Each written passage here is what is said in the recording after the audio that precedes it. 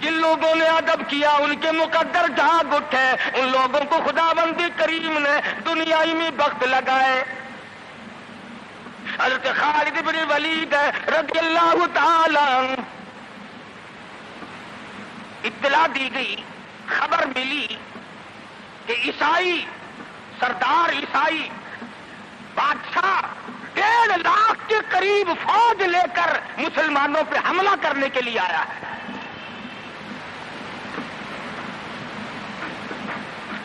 حضرت خالد بن ولید رضی اللہ تعالی عنہ کو 50-60 آدمی دیے، جاؤ بادشاہ کی فوج کا اندازہ لگا کے آؤ، تخمینہ لگا کے آؤ، اسلحہ دیکھ کے آؤ، ان کی تعداد کا اندازہ لگاؤ وہ کتنے ہیں۔ حضرت خالد بن ولید رضی اللہ تعالی عنہ چند صحابہ کرام کو ساتھ لے کر کے پہنچے۔ عیسائی بادشاہ کو پتا چلا، اس نے حضرت خالد بن ولید رضی اللہ تعالی عنہ کو بلایا اور کہنے لگا کہ دیکھو جنگ اچھی چیز نہیں ہے، ہم سے صلح کر لو، ہم سے صلح کر لو۔ حضرت خالد فرمانے لگے صلح میں دیر کیا ہے، قول لا الہ الا اللہ محمد الرسول اللہ صلی اللہ علیہ وسلم، کلمہ پڑھ، مسلمان بن جا، میرا بھائی بن جا، جنت کا حقدار بن جا، میرے نبی کا غلام بن جا، اللہ کی توحید کا ماننے والا بن جا، ابھی تمام باتوں میں صلح ہو جائے گی۔ وہ کہنے لگا بڑا جلدی کلمہ پڑھا ہے، جیسے میں اکیلا بیٹھا ہوں، تو نے میری فوج دیکھی ہے؟ 1.5-2 لاکھ فوج لے کے آیا ہوں، کھا جائے گی میری فوج تمہیں۔ کلمے پڑھا رہا ہے۔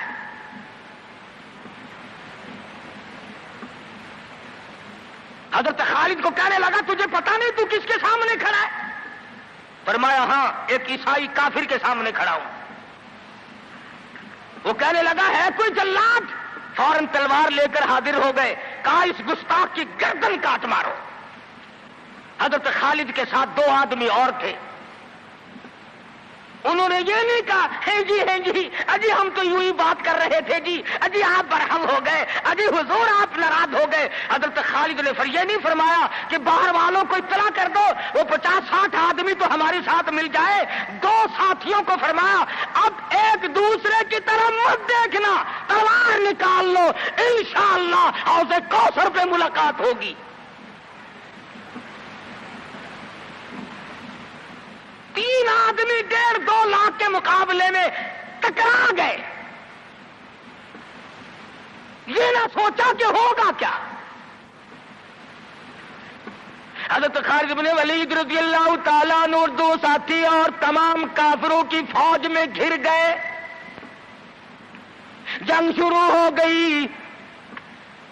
ابو عبیدہ بن جراح رضی اللہ تعالیٰ عنہ کے خام میں مدنی کریم صلی اللہ علیہ وسلم تشریف لائے، فرمایا ابو عبیدہ تو سویا ہوا ہے، میرا خالد گھیرے میں آ گیا۔ گھبرا کے اٹھے، شور مچایا، لوگوں جلدی کرو پہنچو، خالد گھیرے میں ہے۔ حضرت خالد کی بیوی ام تمیم سنتی ہے، کہنے لگی نہیں مجھے یقین نہیں آتا، میرا خالد گھیرے میں آنے والا نہیں، آ ہی نہیں سکتا۔ گھر میں کھڑی ہو کر چاروں طرف نظر مارتی ہے، دیکھتی کیا ہے؟ وہ ٹوپی جس میں امام الانبیاء محبوب کبریا حضرت محمد مصطفیٰ صلی اللہ تعالی علیہ وسلم کے منہ مبارک رکھے ہوئے تھے، وہ بھول آئے۔ ام تمیم کہتی ہے خالد تو ضرور گھیرے میں آ گیا، تیری ٹوپی یہاں رہ گئی۔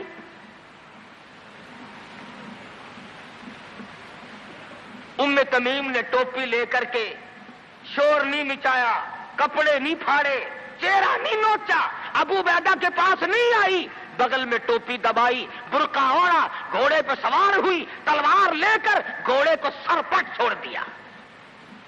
صحابہ دیکھ رہے تھے، ارے یہ کون ہے؟ یہ کوئی جاسوس معلوم ہوتا ہے، اسے پکڑو۔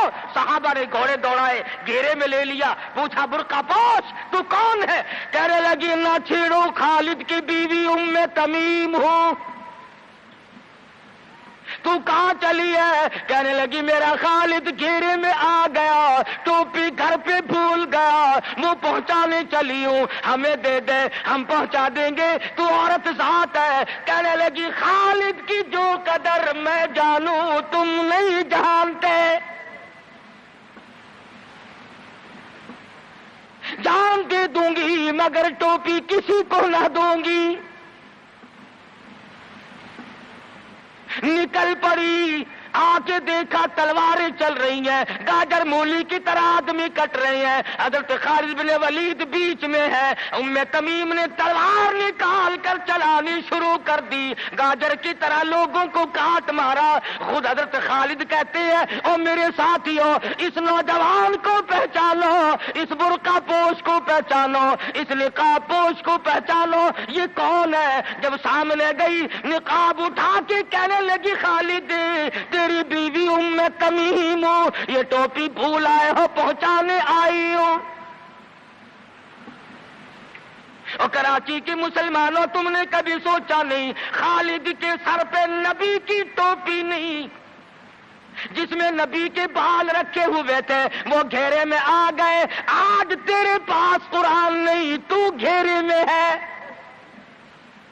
وہ ٹوپی گھر پہ بھول آیا تھا، تو قرآن کو مسجد میں قید کر کے آیا، آج تو کفر کے نرغے میں پھنسا ہوا ہے، تو گھیرے میں ہے، تجھے کوئی نہیں نکال سکتا اللہ کے قرآن کے سوا۔ تم کتنی عسکری طاقت بڑھاؤ، تم تعداد بڑھا لو، تم چھوٹے بڑے زور لگاؤ، کتنی تم کوشش کرو، خدا کی قسم جب تک تم اللہ کا قرآن لے کر کے نہیں بیٹھتے اس وقت تک تمہارا گھیرا نہیں ٹوٹ سکتا۔ تم نے اللہ کے قرآن کو مسجد میں قید کر دیا۔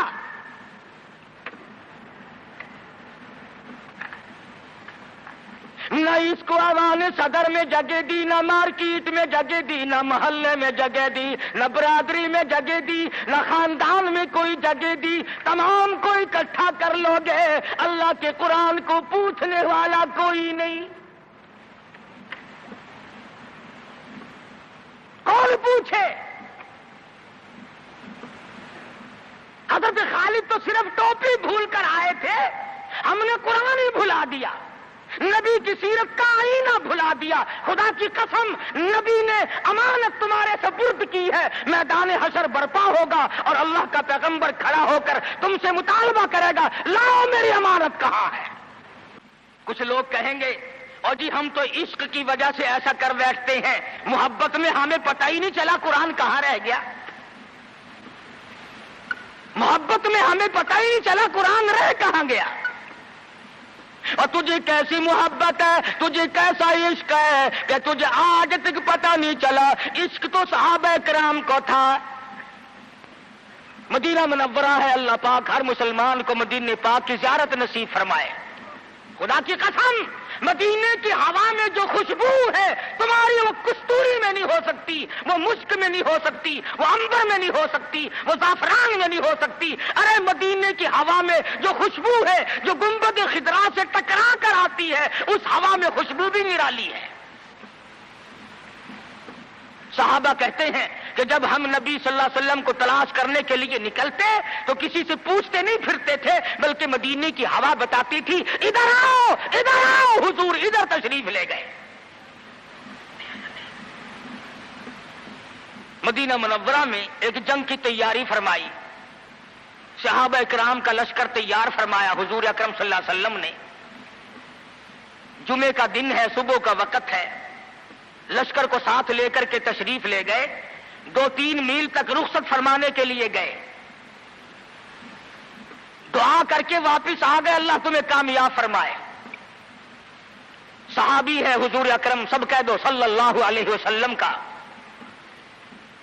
آؤ عشق کی بات تمہیں بتاؤں۔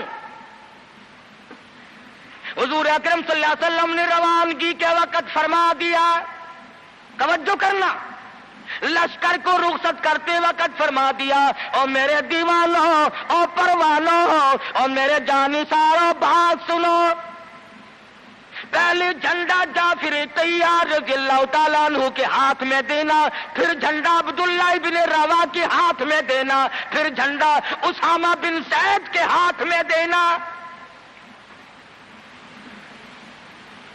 حضور کے کلام کی مراد کو اگر صحابہ نہیں جانتے تو کون جانتا ہے؟ سمجھ گئے صحابہ کہ جعفر طیار شہید ہوں گے. یہ جو حضور نے فرمایا پھر اس کو دینا، پھر اس کو دینا. حضور صلی اللہ علیہ وسلم کے کلام کی، فرمان کی، ارشاد کی مراد اور منشا غرض و غائب صحابہ سمجھ گئے کہ جعفر طیار شہید ہوں گے، اور پھر عبداللہ بن رواح بھی شہید ہوں گے، اور اسامہ بن زید بچ کے آئیں گے. صحابہ کا تجربہ تھا حضور کے کلام کو سمجھنے کے لیے.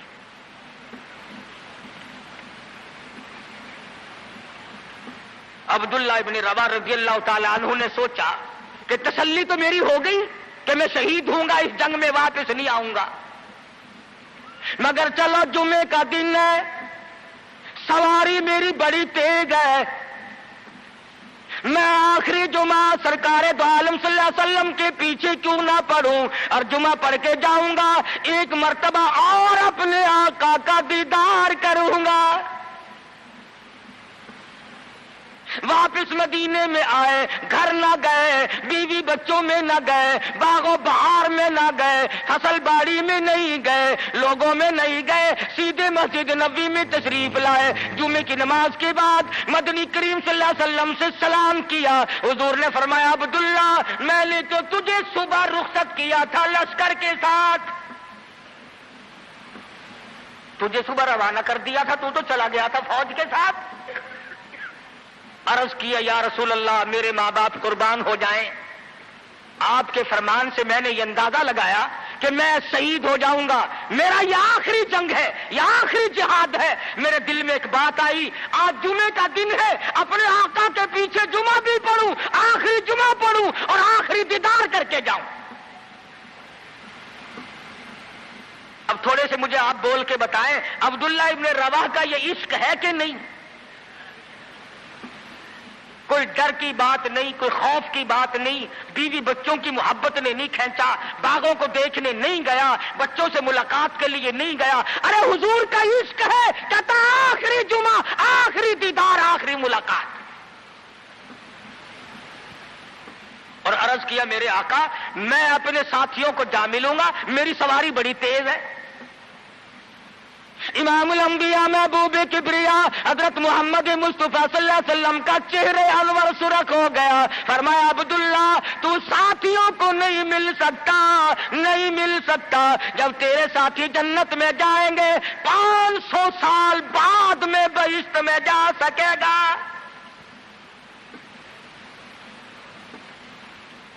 کیوں؟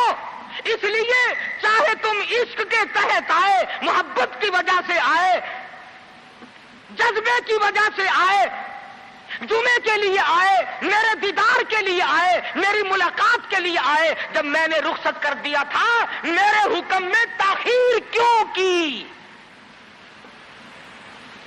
پتہ چلا عشق بھی وہ مقبول ہے جو حضور کی غلامی کے اندر ہو. غلامی سے باہر جو عشق ہے وہ عشق نہیں، وہ فریب ہے، وہ دجل ہے. آج آپ دیکھ لیں، نام دیکھو، شکل دیکھو، نام ہوگا عاشق رسول اور شکل دیکھو تو خدا کی قسم بالکل ایسا معلوم ہوگا جیسے اندرا کا بھتیجا ہو.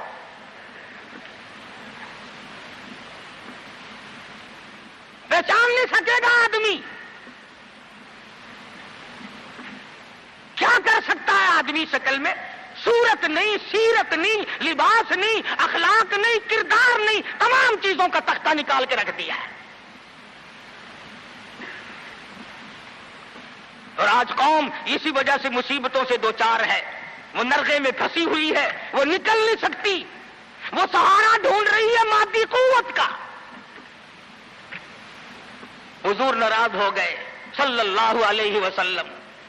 صحابی کہتے ہیں میں چاہتا تھا زمین پھٹ جائے، مجھے لقمہ بنا کر نگل جائے. صحابی کہتا ہے مجھے زندگی تلخ لگنے لگی، ہائے میرے آقا مجھ سے ناراض کیوں ہو گئے. عبداللہ بن رواح تشریف لے گئے، گھر پھر بھی نہیں گئے، بال بچوں میں پھر بھی نہ گئے، اور جا کر کے جہاد میں شریک ہو گئے.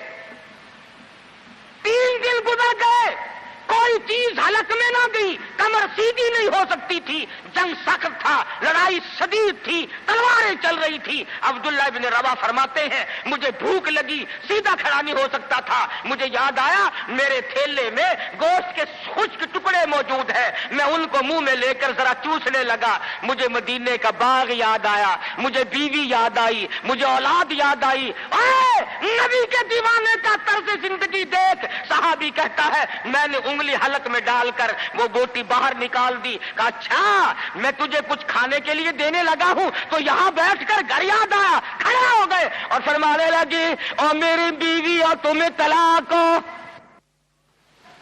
اور میرے باغ بہار جاؤ، اسلام کے لیے وقف ہو تم، آج کے بعد میرے نہیں۔ کسی نے پوچھا کیا کہہ رہے ہو؟ فرمایا ہاں ہاں، نقشہ سامنے کیوں آیا؟ آخری وقت میں دنیا کا نقشہ میری آنکھوں میں کیوں کھینچا؟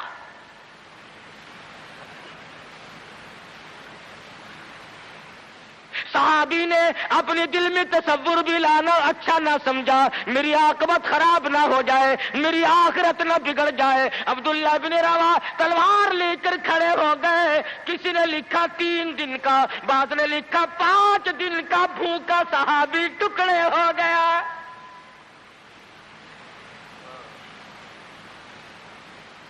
یہ تھا عشق جسے عشق کہا جاتا ہے، لیکن حضور کی اندازہ لگاؤ حکم میں تاخیر کی وجہ سے 500 سال بعد کو بہشت میں جا سکے گا، اور جنہوں نے حضور کے احکام کو سرے سے ٹھکرا دیا، سرے سے ماننا ہی نہیں، انکار کر دیا، اب یہ فیصلہ تم کرو، اب یہ فتویٰ تم دو کہ وہ جنت میں کب جائیں گے۔